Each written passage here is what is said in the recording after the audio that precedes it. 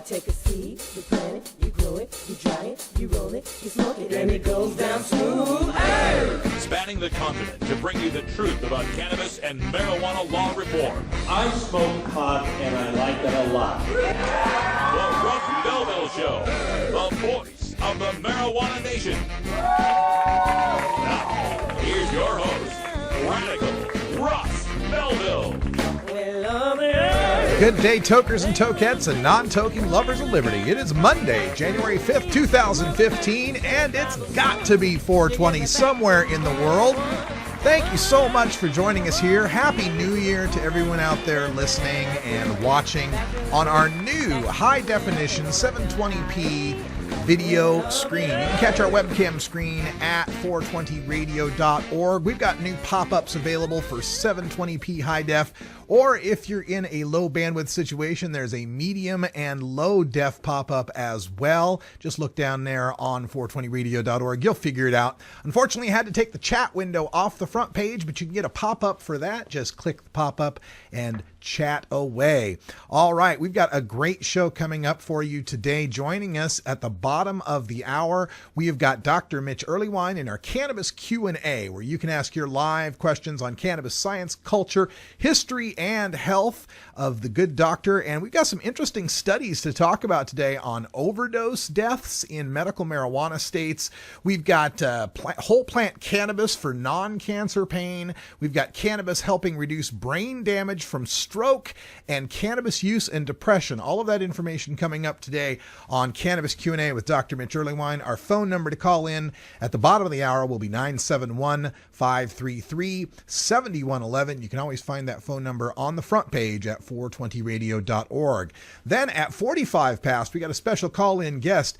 CNBC correspondent Harry Smith will be joining us to talk about the premiere of the new CNBC documentary tonight, Marijuana Country, The Cannabis Boom. That's tonight at 9 p.m. Pacific and Eastern Time on CNBC. Harry Smith himself will be joining us to talk about that. He's the host of the show. He's done a couple of other marijuana-related documentaries that have gotten great ratings and great rotation.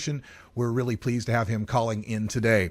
Also on the show today, we're going to go behind the headlines. And in Behind the Headlines today, an interesting look at the very legitimate legal definitions of marijuana in the state of Colorado and how a comma, a simple punctuation mark, might make hash oil illegal in the state of Colorado. It's an interesting twist. We'll look at that and Behind the Headlines right after our 420 radio news. Also on the show today, we're going to do some drug war data mining. You may have seen the press releases out there about the new 2012-2013 National Survey on Drug Use and Health data. This is the state level data, the first state level data we've gotten since there's been marijuana legalization in Washington and Colorado. And a lot of people made a big deal about how marijuana use went up in Washington and Colorado. We're going to get underneath into the details of those numbers and show you how marijuana legalization really didn't have much more effect on marijuana use rates than it did in red states. So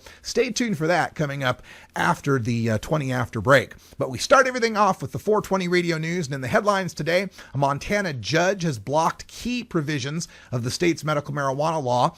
The administration of President Obama told a federal judge in Sacramento that pot is a dangerous drug with no medical value. Rhode Island turns out to be the state where you've got the greatest amount of marijuana smoking, not Colorado or Washington. We've also got in Colorado, the Colorado colleges and universities are seeking permission from the federal government to grow marijuana for research purposes. That should be interesting. And a look at marijuana use by soldiers in the Army and Air Force and military bases in Colorado and Washington. Interesting data coming out from the Colorado Springs Gazette. Stay tuned. The 420 Radio News is next. You're listening to the Russ Belville Show on 420radio.org.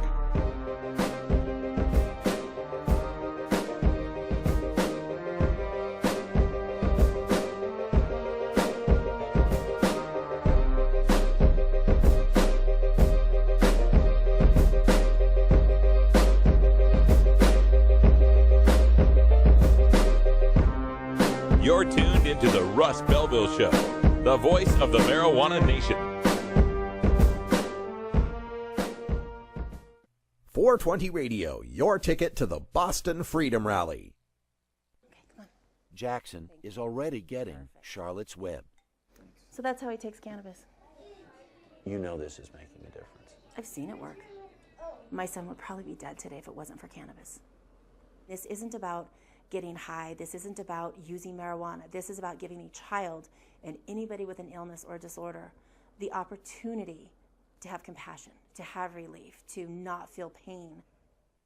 Colorado, where the grass is greener, the candy's sweeter, and the money's a whole lot richer. We did about $4.5 million last year. What do you think you're going to do this year? A little over $9 million. CNBC cuts through the smoke surrounding the legal pot scene. People are getting to be connoisseurs. It's like wine. And the thriving black market. You're the new Mexico. We are. CNBC returns to marijuana country, the cannabis boom. Premieres Monday, January 5th at 9 on the fastest growing cable network in primetime, CNBC.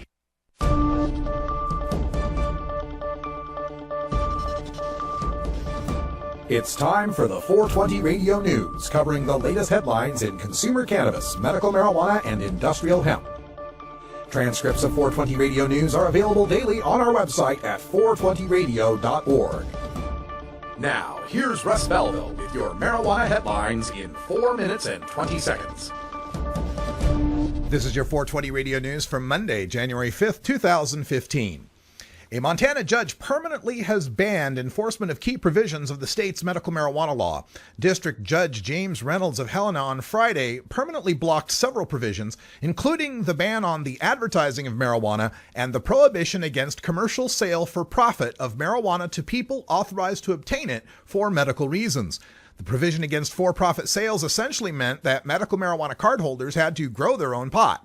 Reynolds struck down provisions that restrict a medical marijuana provider from assisting more than 3 people licensed by the state to obtain legal pot or marijuana-infused products, again without them being able to be paid. The judge also ruled against a part of the law that required the state to provide the Board of Medical Examiners with the names of any physician who within a 12-month period wrote certifications for medical marijuana for 25 or more patients. 2 weeks after President Obama signed legislation prohibiting federal interference with state medical marijuana laws, his administration has told a federal judge in Sacramento that pot is still a dangerous drug with no medical value. The U.S. Attorney's Office, representing Obama's Justice Department, made the argument in a court filing Wednesday opposing a challenge to the long-standing federal law that classifies marijuana as a Schedule I drug, along with heroin, LSD, and ecstasy, substances that have a high potential for abuse and no safe medical use. While there may be, quote, some dispute among doctors as to whether marijuana is medicine, end quote, there is ample evidence to support the government's conclusion that, quote, this psychoactive addictive drug is not accepted as safe for medical use at this time, even with medical supervision, end quote, Assistant U.S. Attorney Gregory Broderick wrote. Rhode Islanders continue to use marijuana and illicit drugs at the highest rates in the nation, according to a recently released annual survey. In no other state did as many people report having used marijuana in the past month, 14% of those aged 12 and older, up from 13% the previous year, according to the National Survey on Drug Use and Health. Rhode Island was also tops for those who reported having used marijuana in the previous year, 20%, up from 19%. In the survey, Rhode Island actually edged out Colorado, which has legalized marijuana use and became the first state in the nation to allow recreational sales of the drug. Colorado had the second highest number of people reporting marijuana use in the past month, 12.7%. But the survey cannot fully reflect the effect of changes in Colorado, since legalization of marijuana took place only in late 2012 and marijuana shops did not open until 2014. In a letter sent last month, the state attorney general's office asked federal health and education officials for permission for Colorado's colleges and universities to, quote, obtain marijuana from non-federal government sources, end quote, for research purposes. The letter isn't more specific on how the state's higher education institutions might score weed, but it was sent pursuant to a law passed in 2014 requiring state officials to ask that Colorado's colleges and universities be allowed to, quote, cultivate marijuana and its component parts. Current research is riddled with bias and inefficiencies and often conflicts with one another, reads the letter, written by Deputy Attorney General David Blake. He continues, quote, "It is critical that we be allowed to fill the void of scientific research, and this may only be done with your assistance and cooperation," end quote. Colorado last month awarded more than $8 million for medical marijuana research to study whether the drug treats post-traumatic stress disorder, epilepsy, and other health problems. Fewer soldiers are testing positive for marijuana in the 2 states where recreational use of the drug is illegal, an Army study of the issue obtained by the Colorado Springs Gazette has found. The change in Washington and Colorado, where legal pot is available near large Army bases, is small, but it's the reverse of what military leaders said would happen in Colorado Springs with marijuana legalization. Quote, "With one minor exception, the data is trending downwards, though it remains relatively flat and the changes are statistically insignificant," end quote. Army spokesman Lieutenant Colonel Justin Platt wrote in an email from the Pentagon. The number of positive marijuana tests at Fort Carson, Colorado dropped, as well as Joint Base Lewis McChord in Washington. This has been your 420 Radio News for Monday, January 5th, 2015. I'm Russ Belville.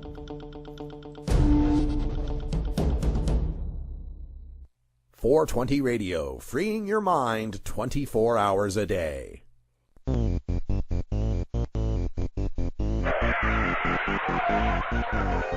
What's to keep somebody from getting all potted up on weed and then getting behind the wheel? The Russ Belville Show reminds you to never smoke and drive impaired. Hang out for a while. Share.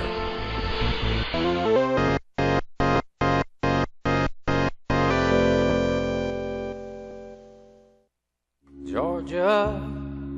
Hi, this is Willie Nelson. Alcohol prohibition didn't work in the 1920s, and marijuana prohibition isn't working today. It's time we stopped arresting responsible marijuana smokers. It's the fair thing to do. For more information, contact NORML, the National Organization for the Reform of Marijuana Laws. Call toll-free 888-67-NORML or visit their website at norml.org. The International Cannabis Business Conference is coming to the Hyatt Regency Hotel in San Francisco, California, February 15th and 16th, 2015. Don't miss this exclusive opportunity to hear from the experts on the future of marijuana commerce, including scientists like Dr. Carl Hart, Dr. Amanda Ryman, and Dr. Stanton Peel, policy experts like Ethan Nadelman from Drug Policy Alliance, Anthony Johnson from Oregon's legalization campaign, travel author Rick Steves from Washington's legalization campaign, and California legalization pioneer Dale Sky Jones. Business experts like Harborside Steve D'Angelo, ArcView Group's Troy Dayton, and UFCW union leader Dan Rush. Cannabis journalists like Ricardo Baca, Steve Bloom, and Doug Fine, and California Republican Congressman Dana Rohrabacher, plus many, many more. Tickets are on sale now at internationalcbc.com, but hurry, last year's conference in Portland, Oregon was a sellout. International Cannabis Business Conference, San Francisco, California, February 15th and 16th, internationalcbc.com.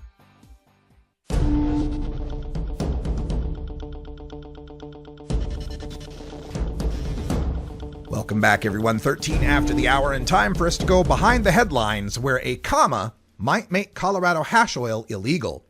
The Colorado Attorney General John Suthers has issued an opinion that Amendment 64 does not guarantee the right of adults to produce hash oil from their legal marijuana plants. Suthers' statement on the issue explains that, quote, "To decriminalize dangerous and unreasonable behavior in which people are getting hurt and houses are blowing up defies the intent of the voters," adding, "Colorado is experiencing a real public safety issue as a result of unsafe and unlicensed hash oil manufacturing and production," end quote. Now, this all resulted from the trial of a Mesa County man. His name is Eugene Christensen. And Christensen was busted when he was allegedly making butane hash oil, leading to an explosion that damaged his home and left him injured. Christensen is charged with arson, reckless endangerment, and manufacture of marijuana concentrate. Now, it's that final charge that Christensen's attorney is fighting. He argues that the law against personal manufacture of marijuana concentrate is unconstitutional in the wake of Amendment 64's passage. He points to Section 3B of Amendment 64 that allows all adults, quote, "the right of possessing, growing, processing, or transporting no more than 6 marijuana plants," end quote. Extracting hash oil, he argues, is merely processing one's legal plants. The Attorney General argues, however, that the definition of marijuana in Amendment 64's Section 2F clearly indicates that hash oil is not marijuana. Marijuana is constitutionally defined as, quote, all parts of the plant of the genus cannabis, whether growing or not, the seeds thereof, the resin extracted from any part of the plant, and any compound, manufacture, salt, derivative, mixture, or preparation of the plant, its seeds, or its resin, including marijuana concentrate, end quote. Well, that would seem to support Christensen's argument. He was merely extracting the resin from his plants to create marijuana concentrate. But supporting the Attorney General's interpretation is the next part of the definition, which states that marijuana, quote, does not include industrial hemp, nor does it include fiber produced from the stalks, oil, or cake made from the seeds of the plant, end quote. Unfortunately, that's written, does not include fiber produced from the stalks, comma, oil, comma, or cake made from the seeds of the plant. According to the Attorney General, the comma that separates oil refers to hash oil. Literally, the Attorney General writes, quote, construing the general term of marijuana concentrate to include oil would make the provision excluding oil meaningless, end quote. So he's saying in the first part of this clause, we can define marijuana as marijuana concentrate, but since the second part of the clause says here's things that aren't marijuana and oil is all by itself with commas, then it can't possibly be marijuana concentrate. You couldn't say that something's legal at the first part and then say the same thing is illegal in the second part. That's his argument. But if hash oil is a separate thing from marijuana, then what the hell is resin extracted from any part of the plant? I mean, surely all hash oils are concentrates, but not all concentrates are hash oil. You know, for example, bubble hash or finger hash. That's a concentrate of the resin without being an oil. Could this one little comma really end up defining hash oil as not a marijuana concentrate, counter to all logic? Look, as I read it, now, fair warning, I'm no lawyer, but as I read the does not include section, I think the oil comma was meant to refer to hemp seed oil. Listen to me when I read it again. Does not include industrial hemp, nor does it include fiber produced from the stalks, oil, or cake made from the seeds of the plant. Within that, I think oil was meant to refer to hemp seed oil. It is clearly laying out that industrial hemp is not marijuana, hemp stalk fiber isn't marijuana, and hemp seed cake isn't marijuana. So within that context, I'd argue that oil is referring to oil from the hemp seed, not oil from the marijuana. But this is the way laws get written sometimes, and sometimes the difference between an A and a the, a shall and a may, a comma and a semicolon can make all the difference in the world. It should have been written, does not include industrial hemp, nor does it include fiber produced from the stalks, comma, nor oil and cake made from the seeds of the plant. Now that would have been clear. But Southers makes this point in a footnote, quote, the three independent clauses do not modify each other, as fiber cannot be produced from oil or cake. Likewise, the phrase from the seeds of the plants cannot be read to modify the preceding two clauses, because fiber cannot be made from the seeds of a plant. And to the extent the defendant intends to argue that the three clauses are referring to products made from industrial hemp, such a reading would be incorrect because it ignores that industrial hemp is set off by its own subordinating conjunction of does not include. End quote. So, to the Attorney General's reading, things that are not marijuana include industrial hemp, fiber produced from the stalks, which he's seeming to argue is not industrial hemp, oil that is neither industrial hemp nor hemp seed oil, since the seeds of the plant only refers to the cake portion, and the cake made from the seeds of the plant. Doesn't it seem odd to define hash oil along with 3 non-psychoactive cannabis products as being non-marijuana items? I have no prediction as to how this is going to run down in the Colorado courts. It seems clear to me the intent of the authors was to make it so that hemp seed oil wasn't defined as marijuana. We'll see how they decide.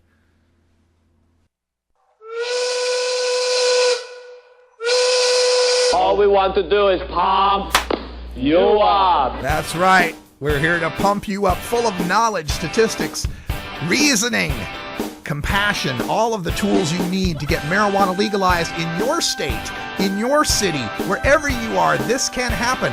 Momentum's on our side. This is inevitable. We'll be here every weekday giving you the tools to make it happen. And that includes our next segment, Drug War Data Mining. Stay tuned for that. The Russ Belville Show. We're back in a minute. 420 Radio, your ticket to Seattle Hemp Fest. Hey tokers and tokettes, Radical Russ here for the Canador, a practical solution to keep herbs from drying. The Canador is the perfect airtight storage system for your fine herbs, from the half-inch thick walnut and cherry wood construction, clear top perforated jars for storage, and the humidity bead system that keeps your herbs at a perfect 65% relative humidity. I keep all my herbs in the Canador, and you should too. Check out Canador.com for more information. Get.Buzz.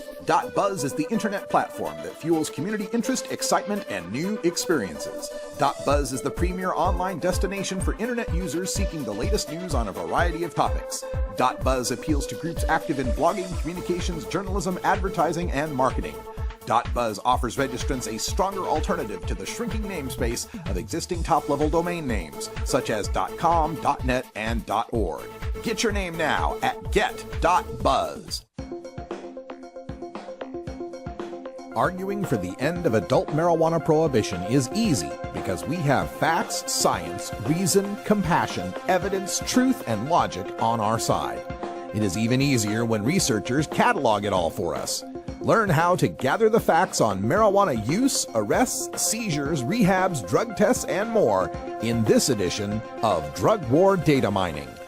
Welcome back, everyone. 22 after the hour, and the new 2-year state-level numbers from the National Survey on Drug Use and Health came out last month, and judging by the reaction of the news media, it seems legalization of marijuana in Colorado and Washington has turned everyone there into bong-toting pot zombies, shuffling endlessly in search of strains!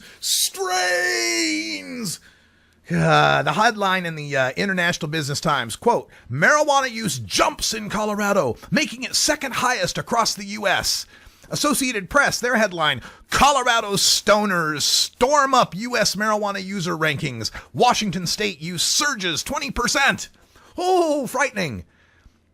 But when you look closer at the numbers from this 2012 National Survey on Drug Use and Health, there are some remarkable surprises that most of the news media missed in their hurry to report that legalization increased marijuana use.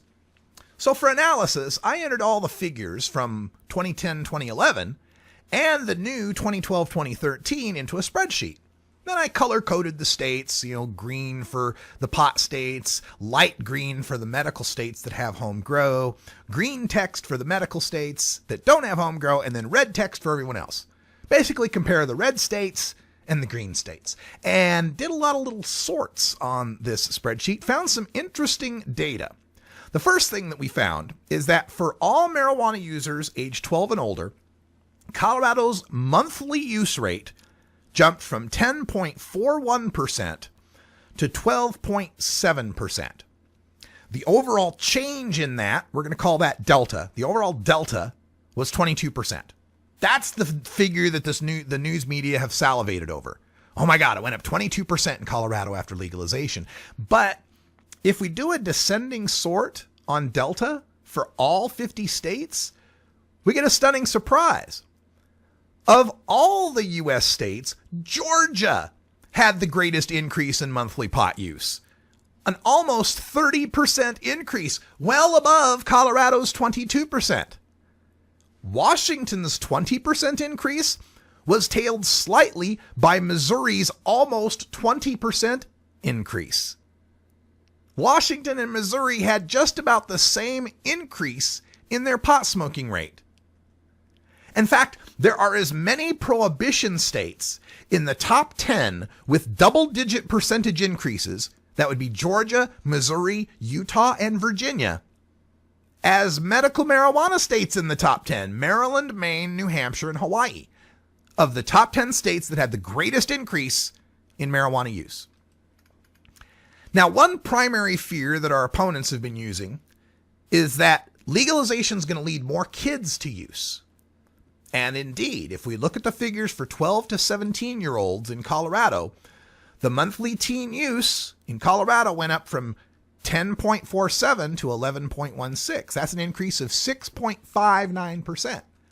In Washington State, the monthly teen use increased by 3.81%. But if we look at the data for all 50 states, of all of them, Florida had the greatest increase in teen monthly use, a change in rate of almost 7%. Utah came in third. It went up 4.49%. And again, like the last time, there are as many red states in the top 10, Florida, Utah, Tennessee, and Louisiana, as there are medical marijuana states in the top 10, Rhode Island, Maine, New York, and Michigan. But what about the college kids? Certainly, legalization for those age 21 and older means that college seniors can score marijuana for 18-year-old freshmen, right? And indeed, Washington's monthly use rate from age 18 to 25 increased about 9%.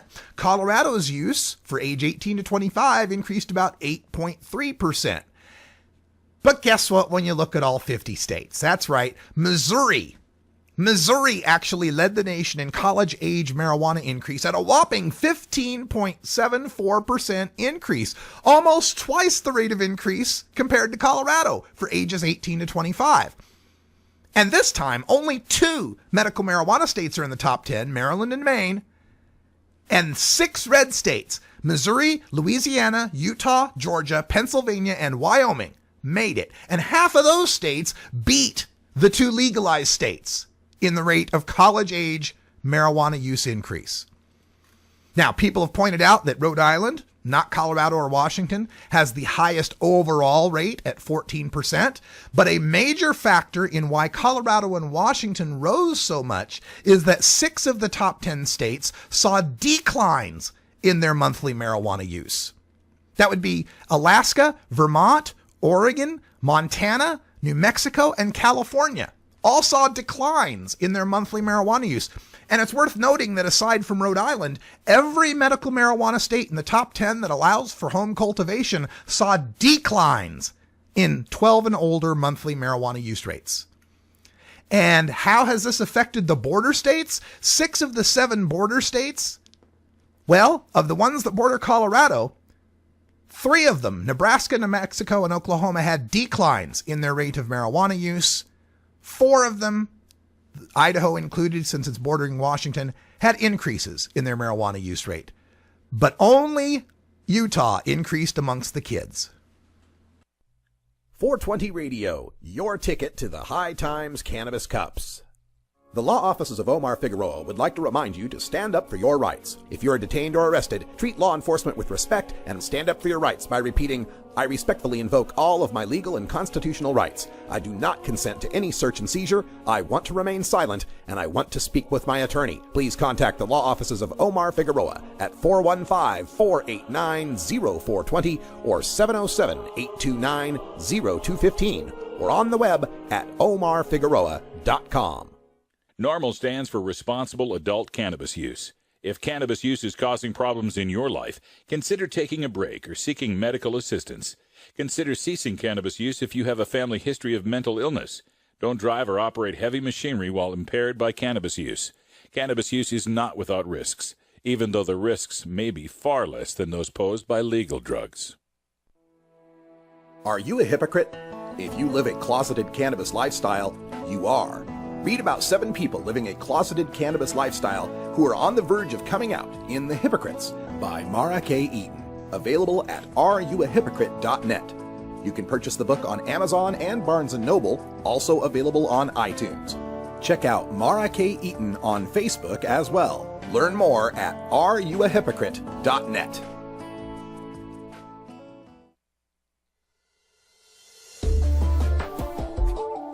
It's time for the Russ Belville Show's Cannabis Q&A with Dr. Mitch Earlywine. Dr. Earlywine is a professor of psychology at the State University of New York at Albany and a leading author and researcher on cannabinoids and health, who pins the Ask Dr. Mitch column for High Times Magazine. Get your questions ready in our live chat or call in to 971-533-7111 now. All right, welcome back, everybody. Half past, and we're joined by Dr. Mitch Earlywine. Happy New Year, Dr. Mitch. And a Happy New Year to you, Russ. I sure hope things are going well for you out there in Albany. I want to remind everyone that we are live here with Dr. Mitch, as we are always at 3:30 p.m. Pacific time. Our phone number here is 971-533-7111. We'll take your calls and questions from our chat room just as soon as we get some of these subjects out of the way. You know, we've had some time off, and there's been a whole bunch of new studies that have come out. Dr. Mitch, let's get the first word from you in what's the latest in cannabis science. Oh, there's a really nice coverage by Ariel Gerard on how cannabis helps reduce brain damage caused by ischemic strokes. And Ariel's at the Albany Medical School up here, and I've been kind of her informal mentor since she contacted me, and it's just delightful to see her giving this the coverage it deserves. And this is actually one of the best ways to look at this. This is a meta-analysis of a whole bunch of experimental studies where you actually end up giving mostly rodents these strokes using these kind of gruesome procedures, but we're getting consistent data that cannabinoids really make sure their impact is markedly smaller than what you would get in the control group that doesn't have it. And I think, you know, the evidence is so compelling now, we really need to make this available for anybody who's at risk for head injury. When you mention that it's ischemic strokes, what does that mean for folks out there that don't know? Essentially, you have hemorrhagic strokes where the capillary in the brain essentially bursts or starts to leak, and that's different from ischemic stroke, where basically you have a blockage from, say, a blood clot or something like that, or dare I say, you know, big nasty piece of cholesterol or something along those lines, and it's clearly having a really good impact on making sure that those have markedly less trouble created when cannabinoids are in the system. So if we knew that someone was in the midst of having one of these strokes, passing them our vapor pen might be, you know, a good Samaritan act? As insane as that sounds, in fact, it really does seem consistent with this animal literature. And, you know, we're, you know, making a bit of a leap, but I think we, you know, used animals on this in part because the stroke literature suggests that this procedure really does parallel literature in humans, and so I really feel like it's the kind of thing we really need to pay attention to. How would someone recognize the signs of someone having a stroke like that? Oh, it's kind of a sad thing to watch, but basically you sort of see a numbness or weakness in their face, so sometimes you'll ask them to smile and you'll notice that one side is going up but the other side is not. You'll ask them to speak if they're having any trouble. They'll notice some problems seeing in one eye or even in both eyes in severe cases.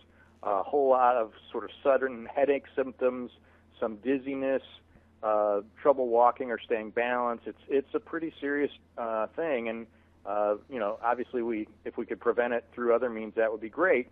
But having these cannabinoids available does seem to minimize the impact. That's remarkable information that we're getting and learning about marijuana and its ability to help people with all sorts of brain damages and ischemic stroke. Boy, that's really compelling stuff. All right, let's take a look at some other studies. There's an interesting look at how the 420 friendly states have a decrease in painkiller overdose deaths, particularly opioids. What can you make of that data? We've talked about this before, but cannabis in moderate doses really is helpful for pain. And we know the opiates tend to, you know, people develop tolerance to the opiates really rapidly. And so if there's a chance to decrease your opiate use by basically using cannabis as well, this is a great opportunity to make sure you don't risk overdose under those circumstances. And I feel like that's probably the most parsimonious explanation of these data. Some folks say, well, in fact, a lot of folks are using cannabis and no opiates at all, and that's minimizing the chance for overdose as well, and I certainly can't argue with that. And dovetailing into this other study about whole plant cannabis as an add-on therapy for chronic non-cancer pain. What do we find out from this? This is the delightful literature where basically we're showing that if you are using an opiate and you have a small amount of cannabis added on, you don't have to increase your opiate dose to get the same amount of pain relief. Or if you're willing to alternate, so one day you might use the Vicodin or something like that, and then the next day use cannabis, so you don't develop tolerance as rapidly. That seems to really have a lot of advantage. And I, want to emphasize that nobody likes to talk about it, but the opiates are super constipating and have all these other crazy side effects that cannabis really doesn't have. So I really think this is worth it, and I think we're going to see medical marijuana states keep improving in these domains. When they mention non-cancer pain, that tells us that there's other designations of pain. How many different types of pain are there, and does cannabis work better on some and not others? We just don't have the literature. I wish we had the data that we really need for this, because unfortunately the experimental pain we've had are things like just having your finger with a hot thing on it. We've occasionally had folks who are getting multiple removed, and we can try to do it that way, but it's really hard to do experimentally, and so it's unclear if cancer pain and non-cancer pain are really that disparate. Interesting. All right, we're speaking with Dr. Mitch Earlywine in our Cannabis Q&A. We'll take your live calls at 971-533-7111, or you can get into our chat room available at 420radio.org and Ustream.tv. And there was another interesting study here, or maybe it was a review, claiming no longitudinal association between cannabis use and depression. Now, we know many people claim to use marijuana to treat depression, but our opponents often say it causes depression. What does this latest data tell us? In fact, this is the third time we've seen this now. So anybody who's jumping up and down saying cannabis is going to create depression really just doesn't have research on their side. And I'm not even sure what else to say. I mean, cannabis doesn't cause all kinds of things. And the fact that we're proving this, for the third time now, I really hope people can understand that cannabis is not a source of depression. And any early data where it suggested there was a correlation, it really was because of that self-medication. Interesting. All right.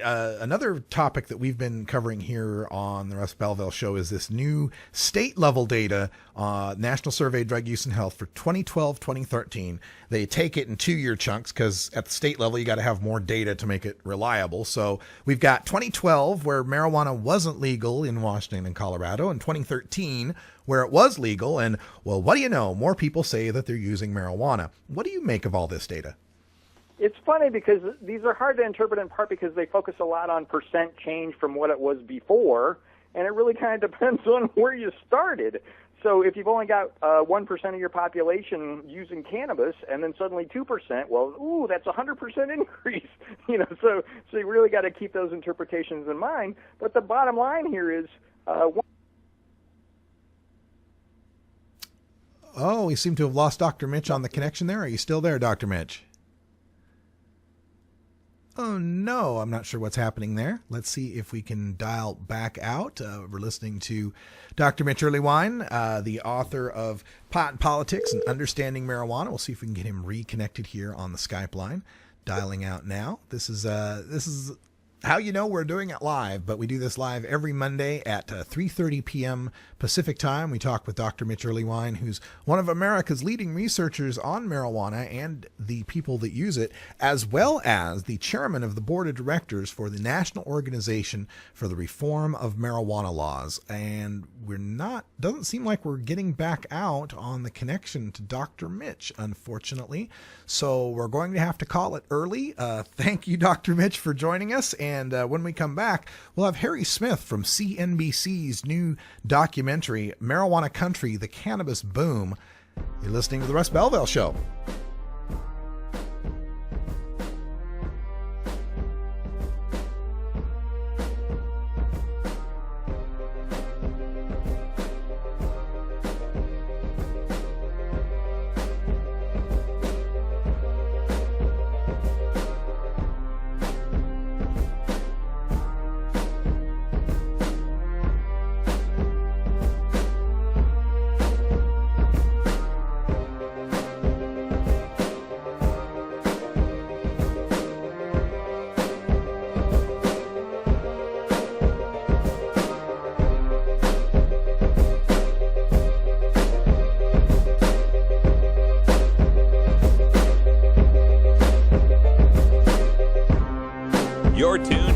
Russ Belville Show, the voice of the marijuana nation.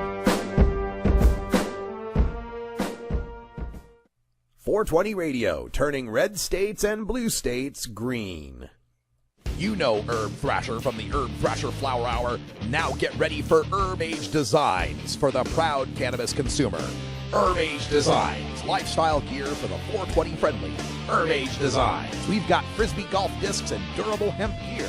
Herb Age Designs, we've got shot glasses, drinking glasses, coffee mugs, and beer cozies.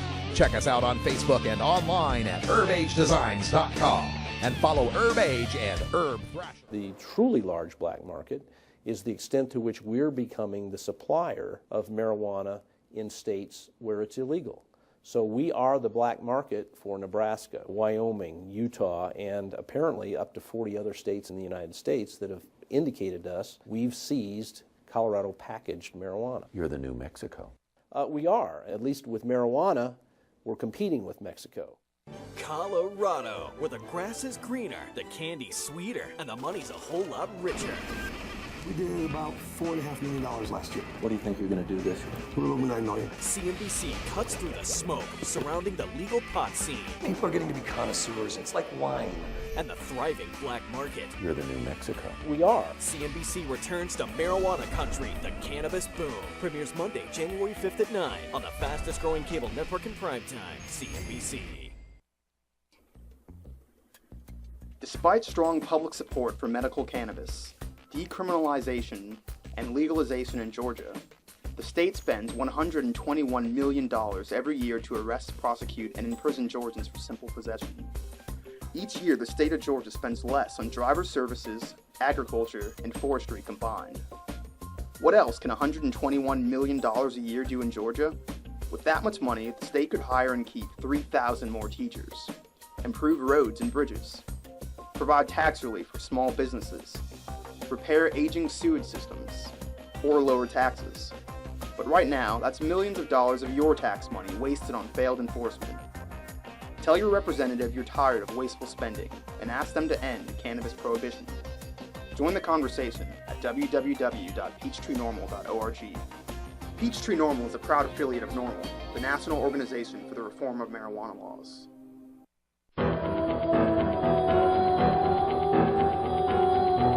In the interest of fair and balanced journalism, the Russ Belville Show presents the anti-drug public service announcement of the day.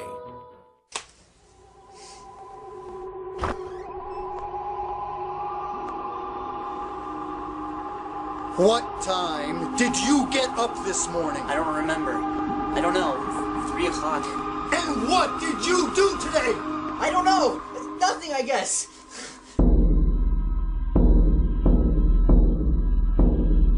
When was the last time you had a girlfriend? When was the last time you had a job? When was the last time you had dinner with a family? When was the last time you smoked pot? Danny, wake up. Come on, Danny. It's time to go to work. Danny, wake up. Danny, time to go to work. Don't let pot slap you around. Wake up. This has been the anti-drug public service announcement of the day. To cure this sort of reefer madness, listen to the Russ Belville Show every weekday on 420radio.org. When you are starting up a medical cannabis business, you want a fired-up lawyer who understands the needs of cannabis consumers. The law office of Lauren Vasquez is your fired-up lawyer for the cannabis industry. Visit her website, fireduplawyer.com, or call 1-855-MMJ-LAWS for more information. That's 855-665-5297 for Lauren Vasquez, your fired-up lawyer, or email fireduplawyer@gmail.com.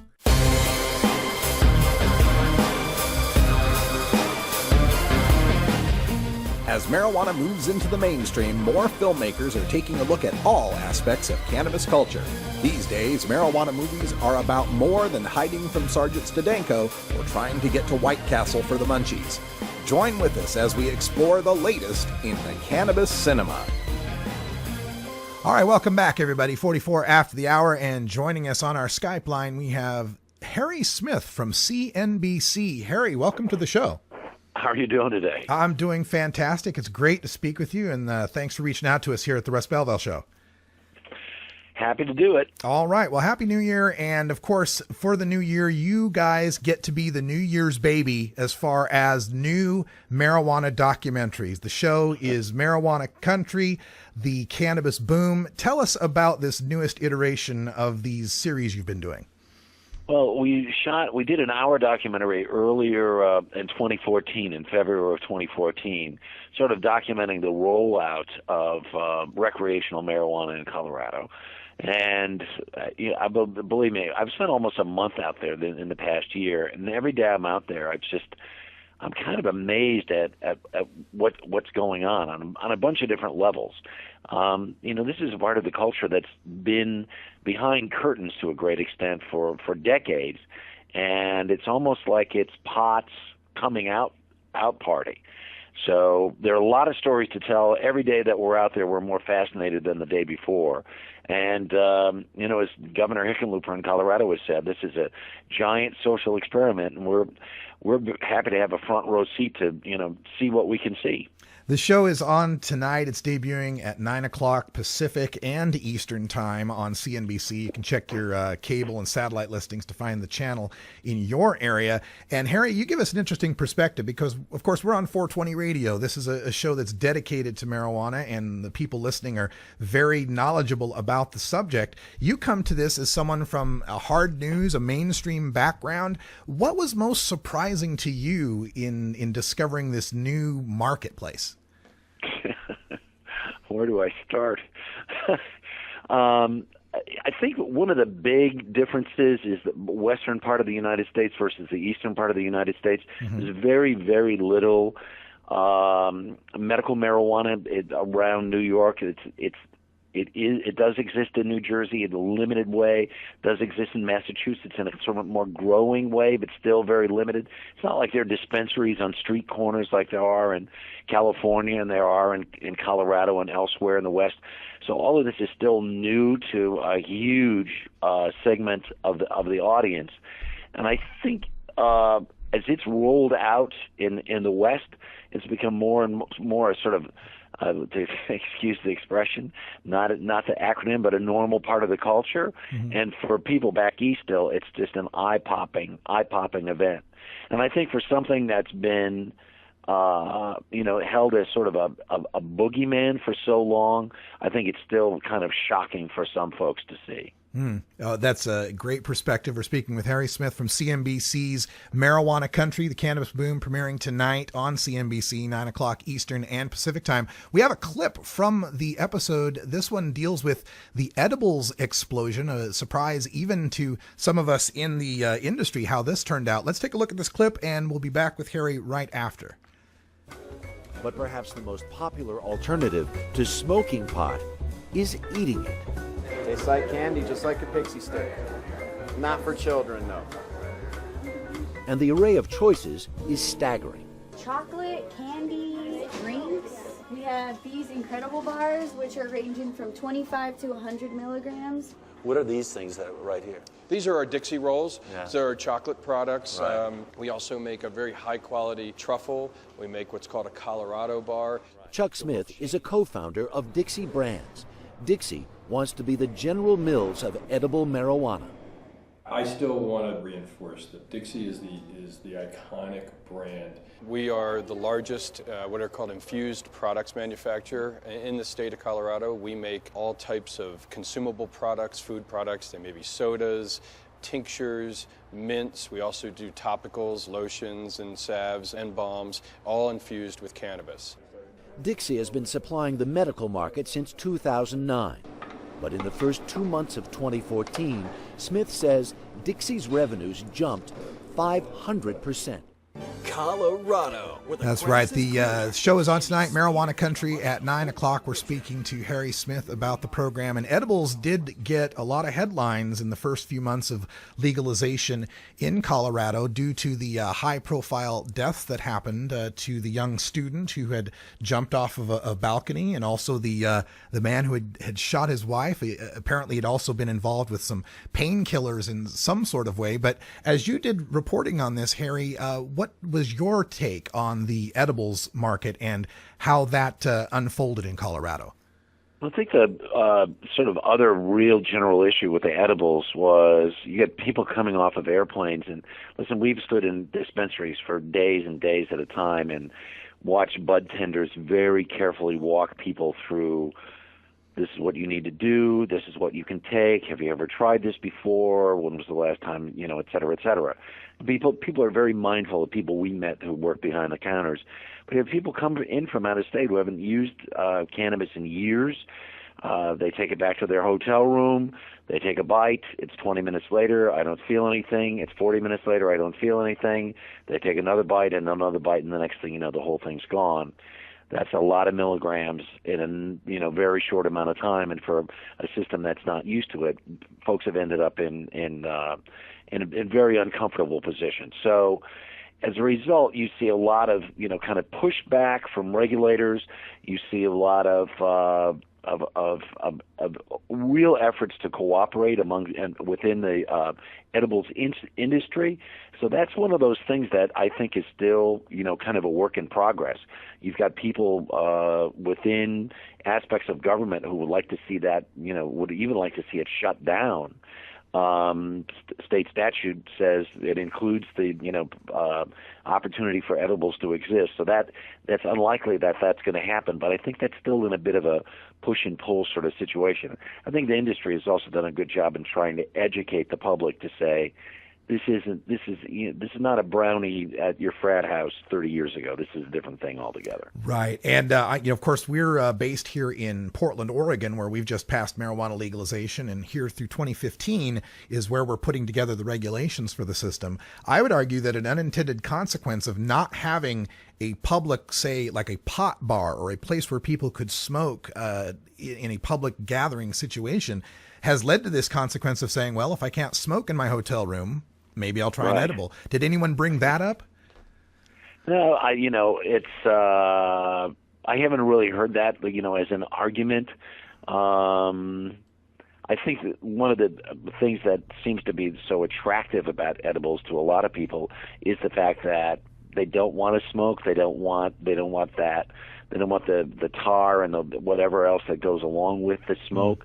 So edible seems to be an alternative. They say a lot of women like to use edible products. So this is once again, we're in the middle of this giant sort of cultural shift, and what works, what doesn't work, what's effective, what isn't effective, what's a good law, what's not a good law. I think we're all in the middle of seeing how that's all going to how all of that is going to shake out.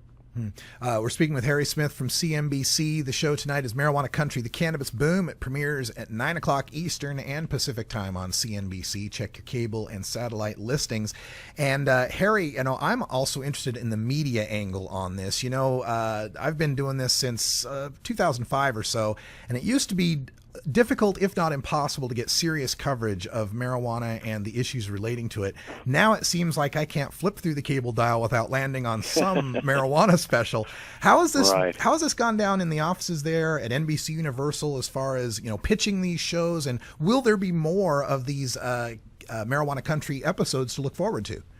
I think there's a definite bump in curiosity just because of the legalization that never had happened before. So there's just a bucket of curiosity. You put these shows on, and guess what? People watch, because even people in places where there is no medical or even the prospect of legalization are very, very curious about it. It's sort of like the new thing, and so people are going to pay attention. I don't know if this is going to go on, but certainly, we know statistically there's growth in the number of people who are using cannabis. Demographically, you look at the support for legalization that goes with a younger demographic that's growing in the country. So this is it's all part of the future. Yeah, and I saw a T-shirt once that said, "If you don't like marijuana, you're not going to like the future." So that may be coming true. Harry, I'm also curious about this. As a journalist, as someone who comes from a hard news background, you're dedicated to presenting a fair and accurate picture. To be objective about this. Mm-hmm. And from what I've seen of these documentaries that you've been on, they've been very. I've been pleased with them from my perspective as a marijuana reformer. Have you heard from the other side? Have you heard from the prohibitionist side or the rehab side? Have they complained? What's their take on these documentaries? It's interesting is anything that you put out into the public airwaves, especially in an age of social media, you're gonna hear praise, and you're gonna hear people complaining about what you didn't cover, what you should have covered, what question you didn't ask. I feel like I've got, because since going back there this year and spending almost a month there, I don't use it. I tried not even to touch the stuff. And I just want to have a degree of deniability to say, you're getting my reporting as it exists, as best as I see it from my years of experience. I'm not here as an advocate or not an advocate. I'm just telling you what I'm seeing. You're seeing this story through my eyes. If that's if some people think that's fair, or some people feel like that's good, that's great. If they don't, I'm just doing the best job I can. Well, it appears that it's a good job, and it appears that the subjects are happy with it. I mean, the folks, you managed to get people to repeat with you, so I imagine that's a good sign, right? Well, it is interesting because several of the people that we've talked to in the industry that we've talked with several times over this past year, when we call back and say we want to have another conversation, they seem more than willing to have that conversation. But they're also, highly motivated to get their side of the story out. So it's there's mutual benefit on both sides, I guess. All right. Well, Harry Smith from CNBC. The documentary is Marijuana Country, The Cannabis Boom. Premieres tonight at 9 o'clock Eastern and Pacific time, and I presume there will be copious replays of this on CNBC. I think it's going to repeat at least 3 times tonight, so as these things always do. All right. And is there any looking forward to another documentary? Any plans for ones on the horizon? I don't know, but I think people will just be interested in and part of it, the business aspect of itself. One of the things I said earlier today, someone was asking me about, and I said, when we started this in January, some of the places we went, some of the grows, while impressive, seemed fairly amateurish. Mm-hmm. And in just this year, the difference between what we saw in January and what we were seeing, toward the end of the year, were night and day. The technology that's involved, the expertise that's involved, the ability to really turn over large amounts of crop. It gets more sophisticated by the minute, and you'll be able to see some of that. You'll also one of the other stories that I found most interesting is in Colorado, it's legal to buy marijuana, yet the state statute said very specifically, but if you want to run a drug-free workplace, you're feel free to do that. Well, we talked to a guy who's in the middle of a state Supreme Court case, who's a quadriplegic, who was given a prescription to say, we recommend that marijuana would be helpful to you. It helped him. He was not using while he was at work, but he got fired anyway. So there are a lot of issues like that are all going to be on the horizon as places like Portland and individual states, start to embrace legalization. There's a whole legal minefield out there to walk through yet. There'll be plenty of subjects to cover, and I look forward to you covering them. Harry Smith, thank you so much for this documentary, and thank you for calling in today. Appreciate talking to you. Take care, Russ. All right. Check it out. It's Marijuana Country, The Cannabis Boom, tonight at 9 o'clock Eastern and Pacific time. That's all the time we've got here for the Russ Belville Show, Hour 1, but stay tuned. Hour 2 is coming up next. It's Toker Talk Radio. The phone lines are open at 971-533-7111. If you got any comments, questions, or just want to chat, share a bowl, we'll be here for you. For everyone here at 420radio.org, I'm Radical Russ. Thanks for joining us, and until next time, take care of each other, Tokers.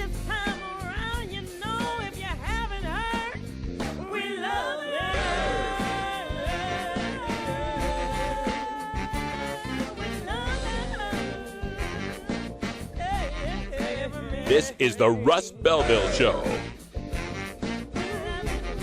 The Russ Belville Show is blogging and podcasting daily at radicalruss.com. You take a seed, you plant it, you grow it, you dry it, you roll it, you smoke it. You take a seed, you plant it,